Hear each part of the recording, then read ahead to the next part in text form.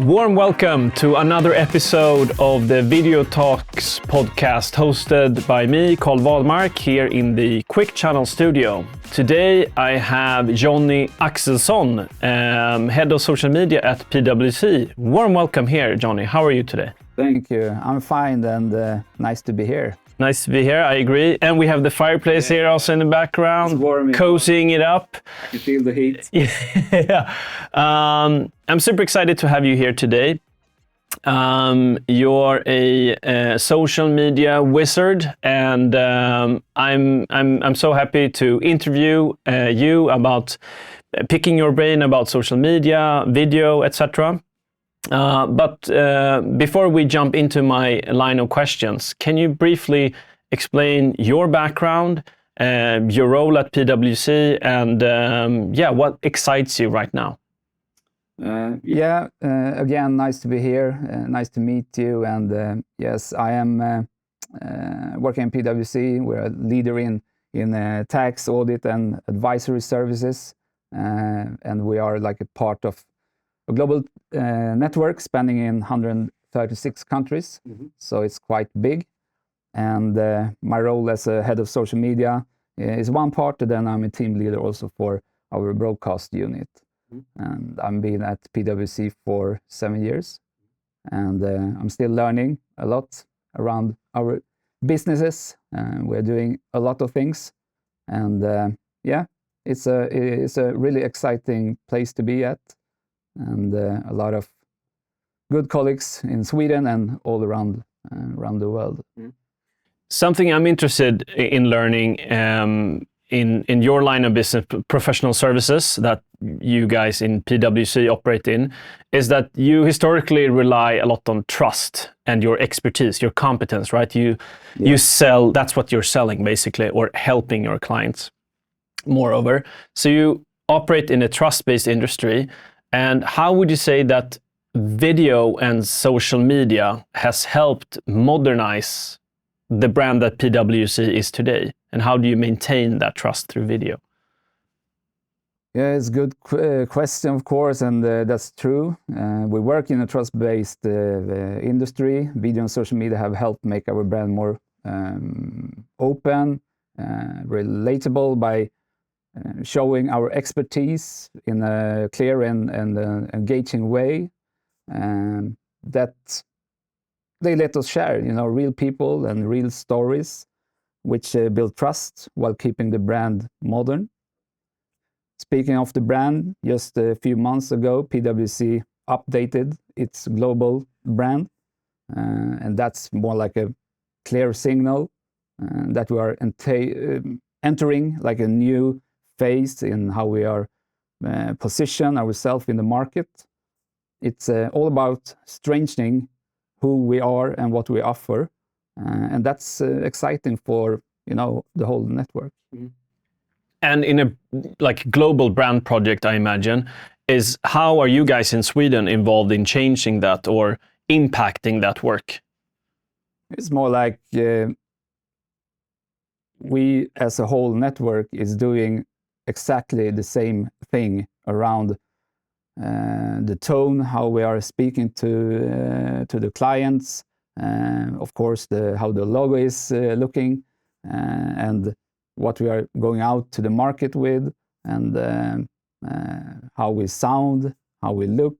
So it's like the whole community is doing the whole thing at the same way. Cool. Speaking of social media and content, what kind of shifts have you seen in the last couple of years that you guys in PwC have sort of adopted? I see that companies has moved now to more like value-driven human content. Firms now focus on thought leadership, storytelling, short-form videos from experts, just to build trust. I think the biggest shift overall in the social media world is that social content is not about the promotion now. It's not like the hard push to sell a product or service in like 2 seconds. So it's more about, you know, creating real connection and showing the expertise in a like authentic way now. Like audience today expect more like transparency and personality, like even in the B2B world. Would you say that you have prioritized short format now? Basically, my question is, are there types of video formats or tones that you previously avoided that you now can embrace, or vice versa? How do you think about these changes? A bit of a tricky question, I think. But I think you should never like underestimate the power of format. One day, you know, something works, another day it doesn't work, and the day after that, something that was working really well like 5 years ago, just like popping up and start working. So you just have to have like a focus on what's working, what's not working, like every day, because something is happening all the time. Like you said, yeah, short videos is something that's just you know rising all the time, is getting bigger and bigger, and yeah, I do believe it's going to be that for a long time. But you just have to watch other kind of formats also to have it in your mix or like similar like that. Yeah. I want to transition into like how you built your social media operation or your team. Can you talk a little bit about how your team looks like, how it's structured at PwC? Yeah, today I'm a part of the unit called CMD, Client Market and Development Team. We are about 50 people, and I'm, as you know, responsible then for the social media and broadcast team. And we're working really close together as a whole unit, and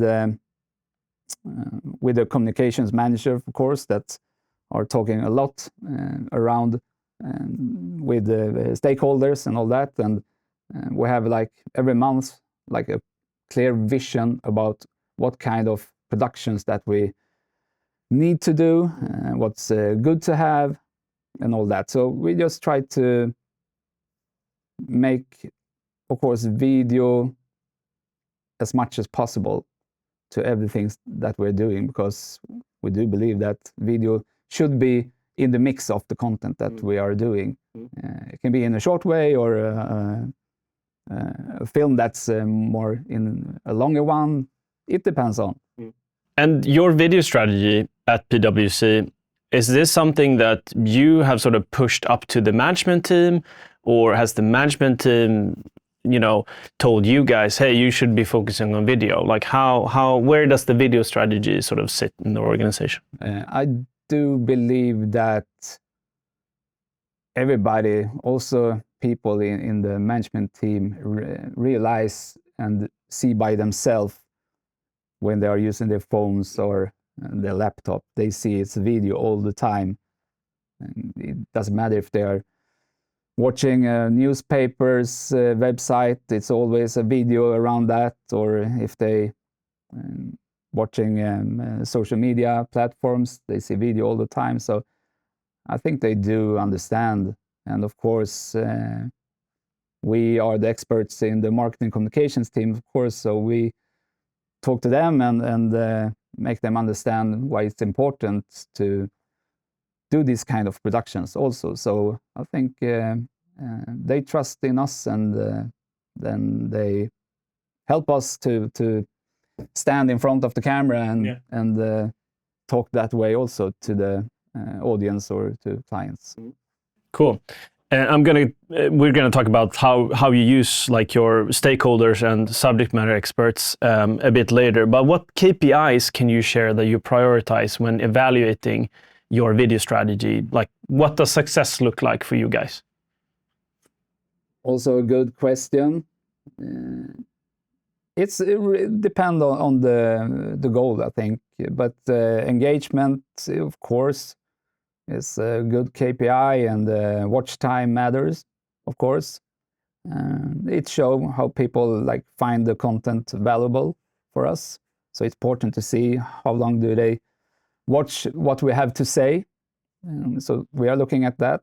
Views are great for us also for reach. If it's the KPI for us to just get it out to as many people as possible to see this message.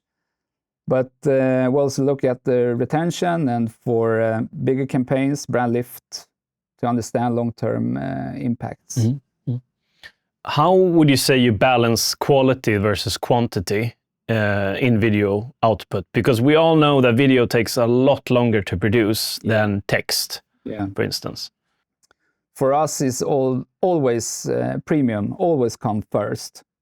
And we want to deliver it from start to finish. And that kind of word in our mind has become like an important factor. And we're proud of it. And I'm so proud that my team also shares that ambition, that everything we are doing should be premium. It doesn't matter if it's a 15-second short film. It should even feel that it's a premium. So yeah, how do we balance it? We want people to feel it's PwC. So we have like, that from start to the end, you should feel that's this is something that PwC means for real. And we want you to look at this video in the best way possible. So that's why we have like the premium in our head from start the mantra. From start to finish. I have a follow-up question to that, but I think we're going to jump into the next question first. What kind of internal processes enable you to react quickly to like trends without getting stuck in long approvals? Because in larger enterprises, there's more stakeholders usually involved, longer processes for approval, etc. How do you like structure the team and the approval processes so you can act on maybe quick trends or whatever it is to maximize the output? For us, I don't think it slowed down anything, because again, we are the experts. We are the one who's producing this content. So I'm more like telling my team to try new things, try new kind of formats, or we try new people in front of the camera just to see if it suits our goal. And just so we are staying on the brand. It doesn't matter what we are doing in the video or social media field, because you always have to try new things to just move forward. I'm that kind of person that you should try it, and if we see something that doesn't work, or it's not like is nothing that's going to be a success, then we just skip it and just moving on. So no, we doesn't stuck in some kind of internal things, or we need to have kind of approvals, because everybody is relying on us, because we are the experts in the field. And speaking of experts, have you structured the team so you solely have creative staff in-house, or do you work with external partners also to sort of maximize the creativity? Can you share a little bit about that? We try to do as much as possible in-house during all our productions, and we're doing like a lot of internal, of course, productions through the company, and a lot of external. And then we have big events and small events.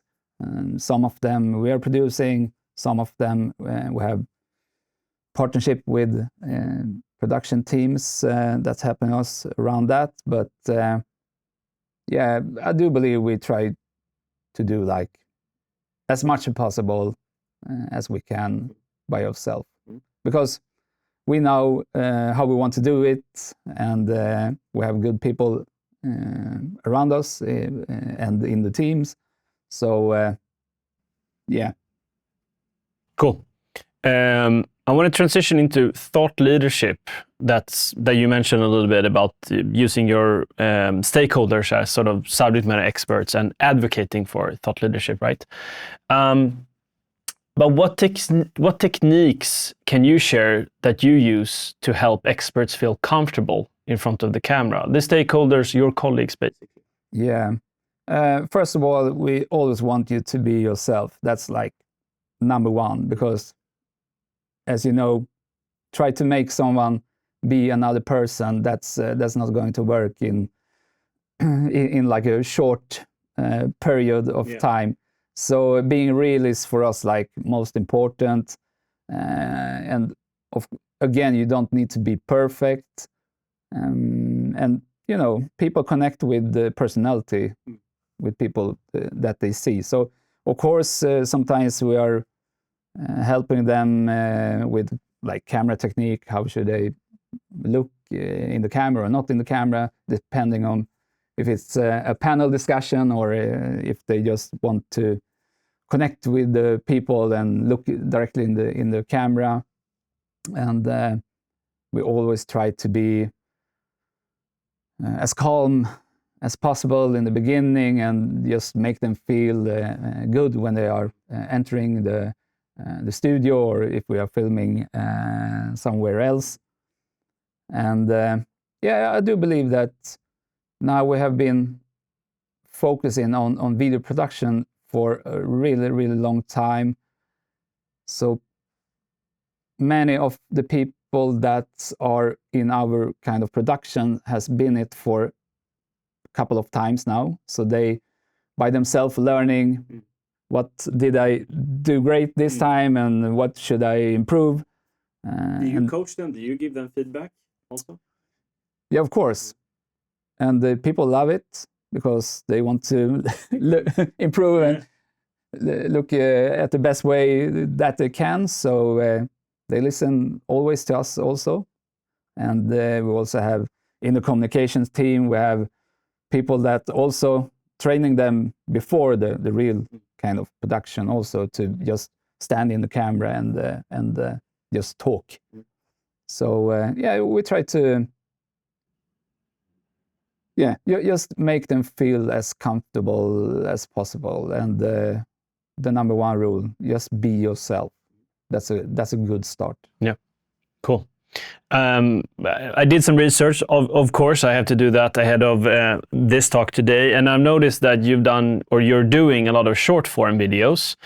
So can you share how you think strategically when you try to turn these complex insights that PwC works with, like tax, cybersecurity, AI, risk management?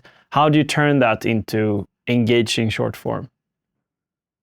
I think the best way is like just try to simplifying the core insight into like a clear takeaway. Because like you say, you can talk about cybersecurity for like 2 years.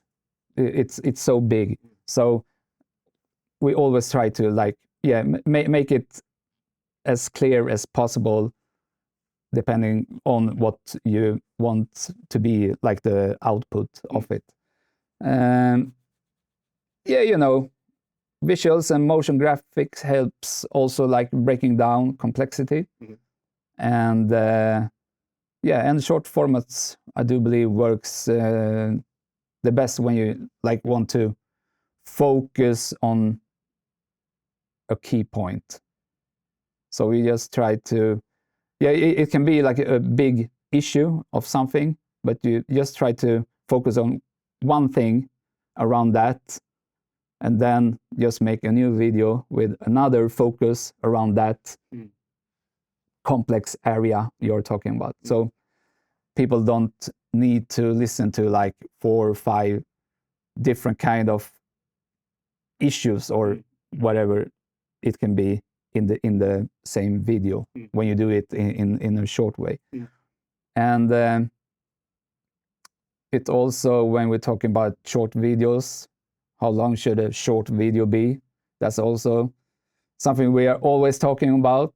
And is a short video 5-6 seconds, or is it 15, or is it 29? And I imagine you do a lot of experimentation to see what sticks and what lands with the audience. Yeah. As you know, you're working with video as well, so you know that it's so important the first seconds because people today are so used to just scrolling, and we're zombies, right? Yeah, zombies.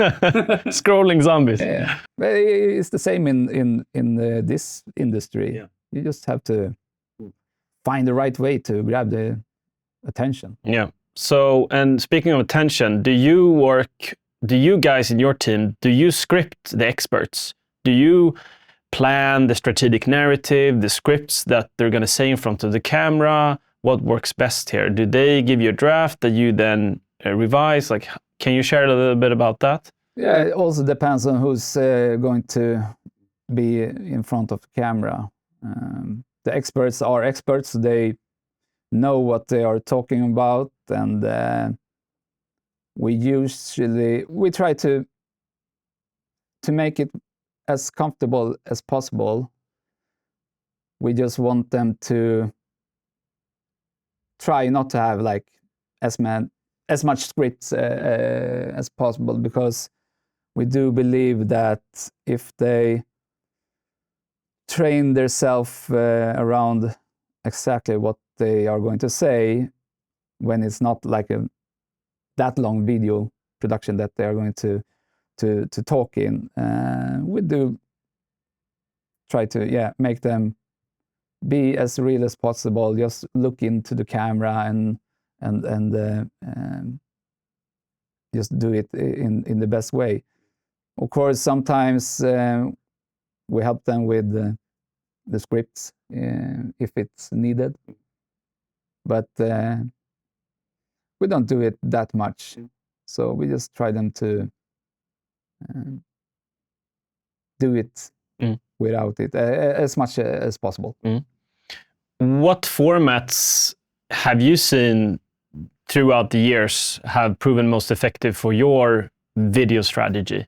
Sort of, do you work a lot with explainers, quick tips, or longer storytelling type of formats? Like, what can you share that's working for you guys? I don't think there's like a clear 100% answer around that, but what I believe and have always believed is in the mix of content. Always. The content that you deliver and showing an expert in different ways. It can be like short videos, Q&A sessions with the expert. That works very well, I do believe, and has done for a long time. Q&As is always good. We can see that on like regular websites also. It has always been a good way and driving a lot of traffic, and in this world, like with AI, you can see on Google also looking at websites that has the Q&As. So we do believe that working very well in the video production way also to make people see and feel when you're talking about questions that people have. So that's something we working with. With that said, formats can be like tricky, and adapting is the key. You know, one day something works, the next day it doesn't work. So for us it's always like have an eye open. Cool. I want to transition into like the rise of short format, and we deep dive here a little bit, and especially in B2B. when looking at B2C, they're miles ahead of us usually when it comes to being creative, right? And creating engagement for a brand. But I've noticed that you guys have become more and more active when it comes to short format and, the shorts and TikTok style type of content. What has sparked this shift for you guys? Yes, of course, everything is about, I do believe, even in B2B, it's the trends. We're following that, we follow the trends, of course, and the younger audience is very important for us also. We do know that a lot of the younger generation is following us in our channels. So, like we hire several of hundreds younger professionals every year. So being present on platforms with that kind of content style is something we need to do. To be like... To attract candidates, you mean, or? Of course. And we're working a lot with this kind of content on Instagram, for example. It's like prioritized for us to be seen there and talk the same kind of language that the younger generation is doing. So for us, it's it's very, very important for us to follow that trend and that kind of formats, just to not make somebody else do it even more than us. We just need to be focused and follow that kind of generation, what they want to see kind of content, and then we do it. That's my follow-up question here. If short format videos for PwC, for instance, or for B2B companies as a whole, do they actually drive business outcomes, or are they there mainly for reach and employer branding, would you say? They are, I think it's both, but if we're talking about like Instagram, it's more like we want the younger generation to more have the feeling about how it is to work at PwC, both in Sweden and globally. And of course, we always need to have the brand in it in somehow, always, because that's really important for us. But yeah, we just try to make this kind of short formats on this platform for the younger generation as good as possible, and to make them feel that this is PwC. I think I want to work there or explore more around them. And if we're talking more like in the professional way, when you're doing the content, the brand is 100% there all the time, of course, and the trust is in the backbone always, and we just want to make, like we talk about the short ones. We just want people to focus on one thing, listen to that, and hopefully they want to know more about this regulation, or how can we at our company work more with this kind of cyber-related questions after I've been listening to this expert. So yeah. Interesting. So I want to transition into, you touched on it, but using video for employer branding and recruitment, something I know you work a lot with. But how does the role of video play in employer branding at PwC? Like, I imagine you work close with the recruitment guys and HR department. Can you talk a little bit how that collaboration looks like? I'm not sure like where to start. We have like an amazing employee branding team.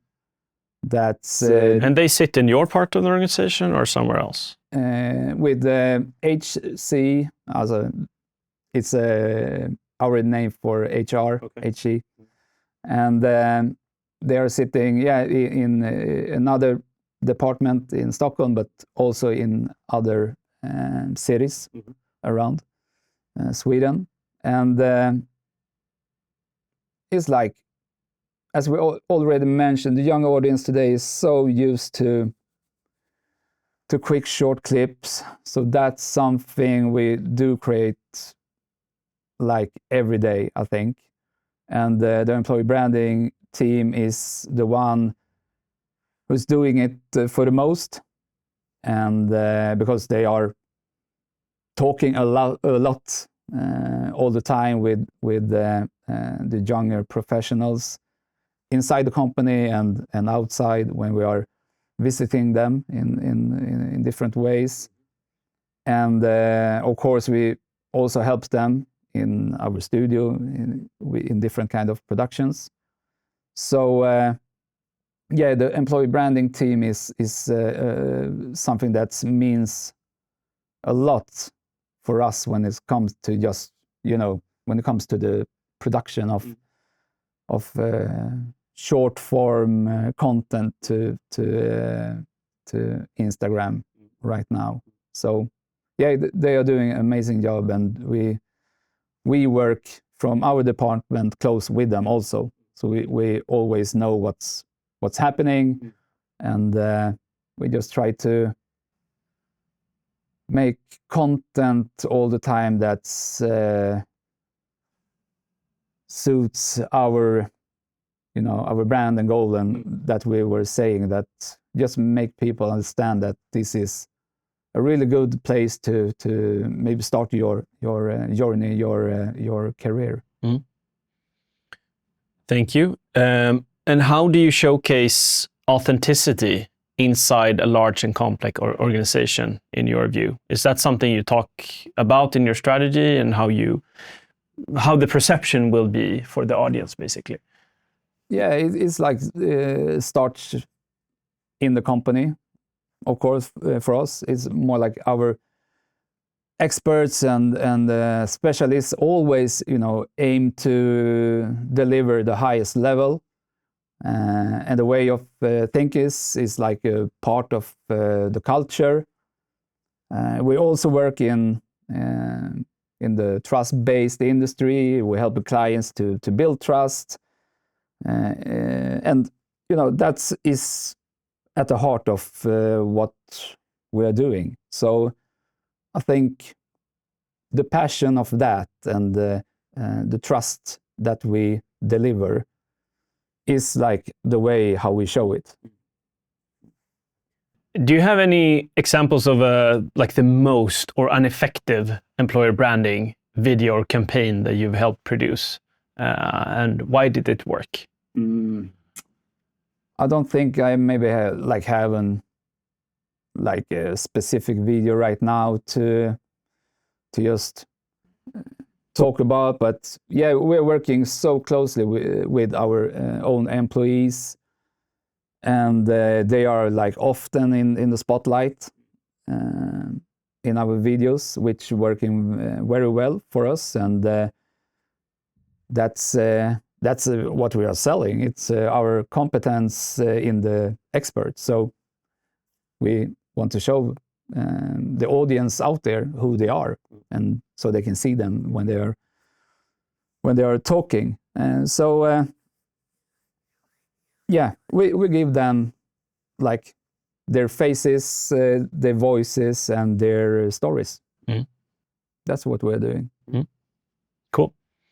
I want to transition into data-driven metrics and social media, and talk about like what insights that actually matter. You mentioned a little bit about this. You mentioned views and watch time, engagement. Are those the core that you report on regularly? Is it like by week that you look at this, or month? Are you also obligated to follow up on maybe pipeline or leads? Can you share a little bit about that? I think it will it depends, you know, on the purpose of the video. But when we're looking at it, it's more like time viewers, how how they watching the videos is the, you know, the important metric to always monitor, and the longer watch times indicate that the content is relevant and engaging. But you know, I don't know. We don't. It's not. I don't think it's like it was some years ago. I think when people wanted, you know, like numbers, like every day or how did it go and all that. We more like working on a. We have like a longer strategy when we're doing all the content. Some content maybe it doesn't work that well this week, but it's going to work better the next week because we are doing something in the strategy. So no, we don't like. Of course, we have different kind of KPIs in depending on what we are doing. But I think that's more in the longer term or the campaign period and all that. But yeah, it depends on what the purpose is in the end. Is it leads, or do you just want to reach as many possible persons as possible, just to grab their attention around something? And then after that, the KPI can be like, yeah, we want them to be a lead further on. So we're not like focusing directly on this must happen right now. It's more like building what's brand awareness. More long term. Interesting. So I think we can move on to the next section that I wanted to speak about, and that's like how to navigate social media algorithms and platform shifts, because they're changing, you know, day to day now. Yeah. And what we're seeing is that video content creators, they must like prioritize both platforms maybe, but they also, like you mentioned, need to advocate for the marketing mix. They need to produce different formats in different channels and adapt. Can you share how a large brand like PwC, how you sort of navigate in this world? Yeah, you know, short form videos have seen, as you know, like a massive growth. I read some numbers that like 90% of the Gen Z and millennials regularly like watching short clips, and that's, you know, making it like the dominant format out there. So that's something you always have to have like in your mind when you're producing videos. I did also I did read that YouTube Shorts videos generate more than 70 billion views every day. Huge number. Yeah. Huge number. While Instagram Reels are viewed around 200 billion times daily. So just to see that numbers is so big, so you can't take it in, I believe. But that's saying something about what's the biggest impact right now around video. So it's, yeah, I think it's like an easy question on that. It's more like the short video is here, and don't ignore it, because you have to have that kind of productions.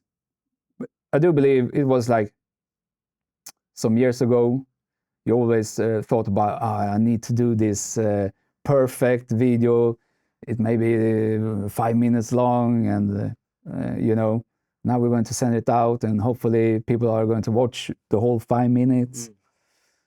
Now, I do believe also you can do this long 5 minutes video, of course, because when you do it for 5 minutes, you have probably 5 minutes of really important things you want to say. But now you have to, cut it down also to, like, if it's 5 minutes, you maybe have to do, like, I don't know, 5-10 short videos around that 5 minutes long video, just to grab the attention, to hopefully get people to see that short form and then understand, okay, there are more to see around this topic, and then hopefully they will watch the longer one, 5 minutes. So that's why I do believe today it's so important to listen and just see on these numbers what's happening around this format. And maybe that's a downside with the platforms prioritizing shorts, because everybody's producing 10-15 second clips. And because our attention span is now sort of adapting to that very short time length of the video. So, and maybe that's affecting the longer formats for being, in quotation, dead, because we're always fed these short clips like this constantly. You can see it if you're just watching the LinkedIn feed today also. It's more like people are loading up the video, and they are quite short ones. And maybe we will see LinkedIn getting back to the reels that they have like some years ago. They did try it. But they canned it, right? They paused it. Yeah, they took it away. They said it didn't work, but maybe if they are taking that back also, now when the B2B industry more and more using the short formats as well, maybe that kind of format should work also at that kind of way at that platform also. But maybe they don't want to be like TikTok or Instagram these days, so that's maybe why they don't take that kind of services back on their platform, and just make people use the regular feed to load up that kind of short films. But we'll see. We'll see. It's interesting where things are heading. I want to transition into accessibility, inclusivity, and ethical communication. And speaking of accessibility, starting this year in 2025, there was a new regulation coming into effect in EU last of June that basically states that all organizations, whether it's public or private, this was mostly hitting the private sector because public sector had been obligated to follow accessibility guidelines such as enabling captions for all video, internal and external facing. But now it also focused on private sector and all businesses. How do you approach accessibility in your video content? Is that part of the DNA of the actual video today with captions and sound design and visuals? Can you elaborate how you view accessibility? Yeah, for us, that's really, really important, not only in the video production, of course, when people are visiting our websites or blogs or whatever it is that they are facing something that's coming from us. This is a priority, of course, for us in Sweden and globally, and we're working with that all the time. And as you said, it's new regulations is coming, and of course we are following that always. So we try to do everything that we need to do, and when something is happening, we have to deep into that and make that as great as possible. So yes, of course, caption is something that we are working with, and it can be like where we are doing the productions for the like background noise or whatever it can be that's not the best for the audience. We just try to do as best as possible, and of course, like I said, this is something new is coming up, so we are on it, and we, like everybody else, I hope, want every people, depending on how they can watch a video, we want to do it in the best way for single person that's facing our kind of content, so they can take it in an equal way as everybody. Do you see for your audience a rise in the expectations, or other brands that you follow, for brands to be more transparent and responsible when it comes to accessibility and inclusion, etc.?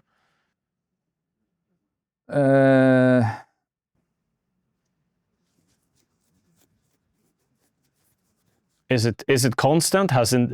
Maybe it hasn't changed throughout the last years, or have you seen a trend that now we need to take accessibility seriously because of our audience have been, I don't know, promoting that, or is it more the law, the regulatory aspect?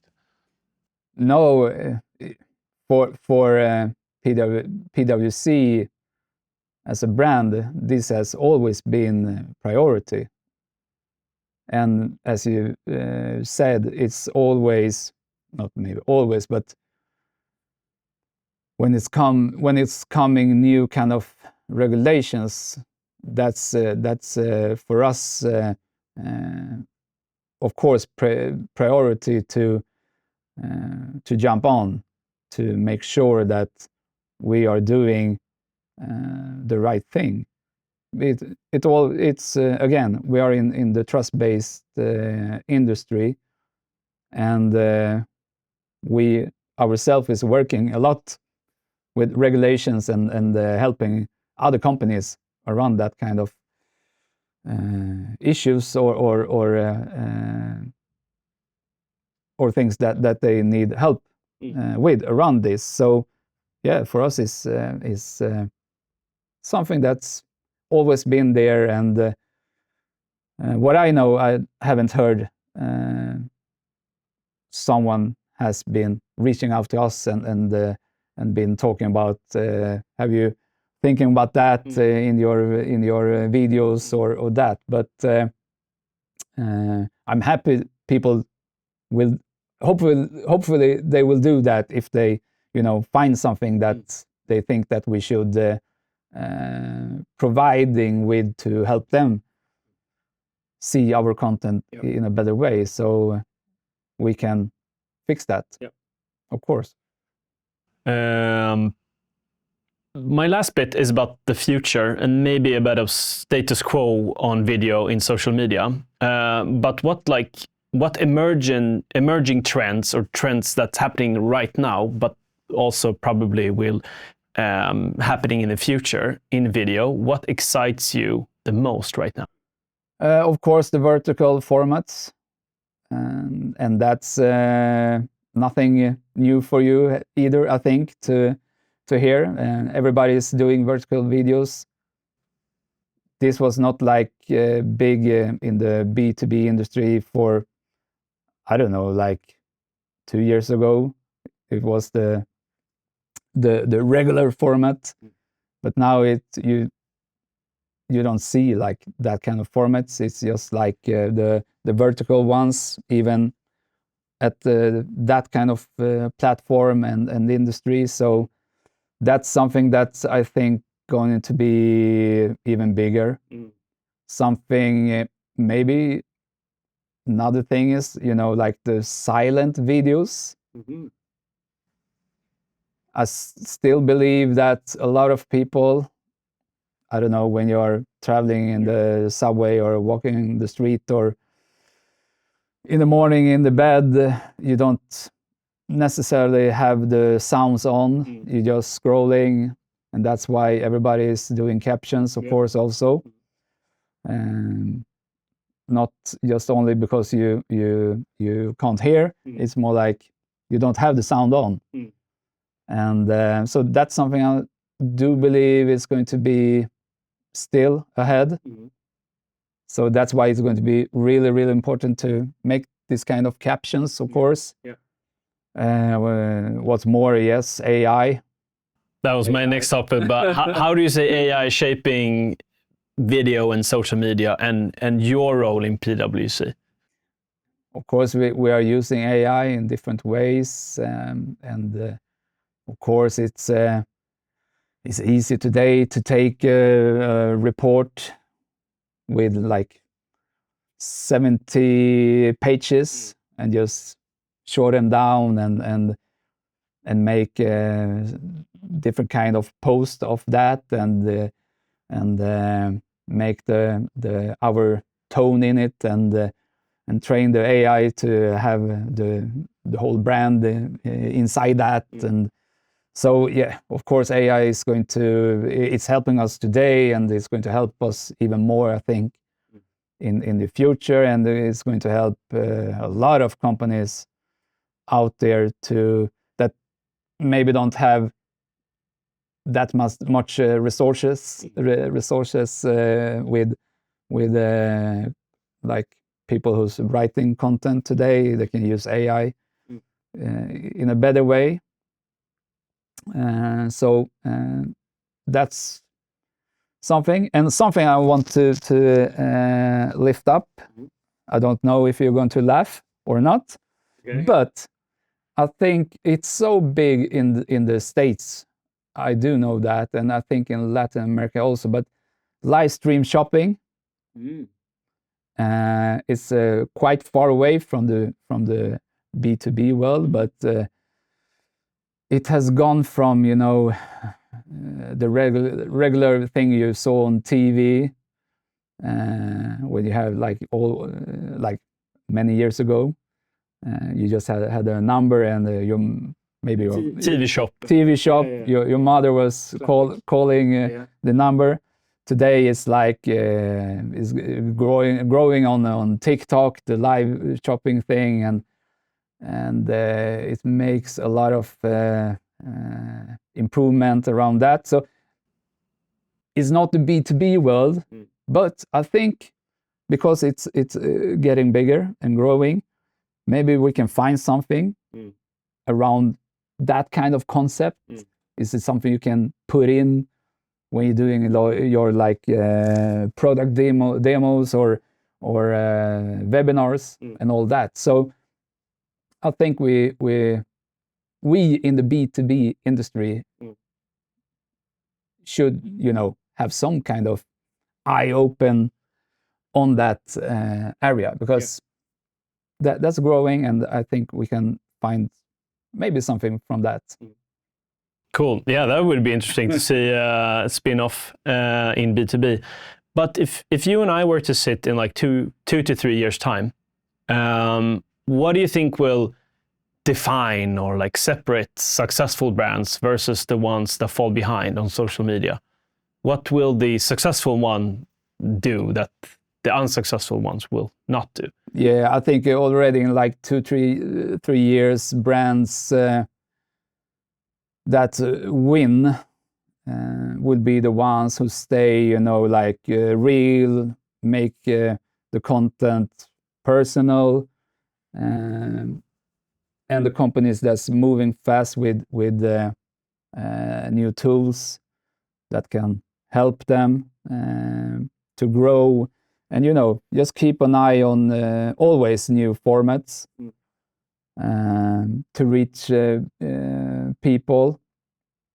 I think companies that focus on trust and real connections, and not just chasing the trends. Just stop, look at the trend, not just jump on it. Just see that what can you do, but still maintain, your direction. Your direction, and see what you can put in your strategy that you have today.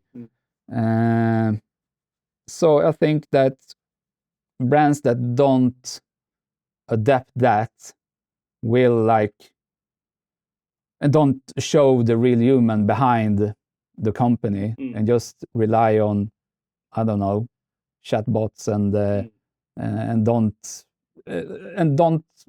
are present to the audience. I think that they will fall behind if they just rely on the technique and not involved the people and make them in the front with the technique. Cool. Yeah, I agree. I think, like Niklas Hagen, a previous guest on this podcast, talked a lot about in live video is authenticity and alignment. But I think that comes to social media and the way that we consume content in the feed as well. Like you mentioned, I think where we want to interact with humans, humans buy from humans, not robots yet. Maybe a caveat there. But I think, it comes down to authenticity.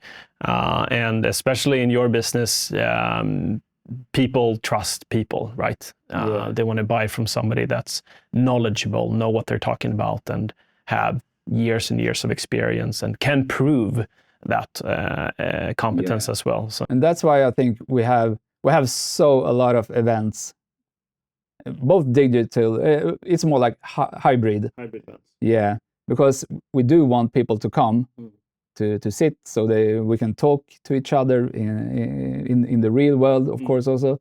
But also, of course, we have to make it possible for people that haven't time to come to our office, of course, to look at the same event. And it's the human around it. We want to show our expertise, and we want to connect in the venue and have questions and all that. So that's why we're also doing so much LinkedIn Lives. It's a really, really good format, and we have been doing it for since 2019. Wow.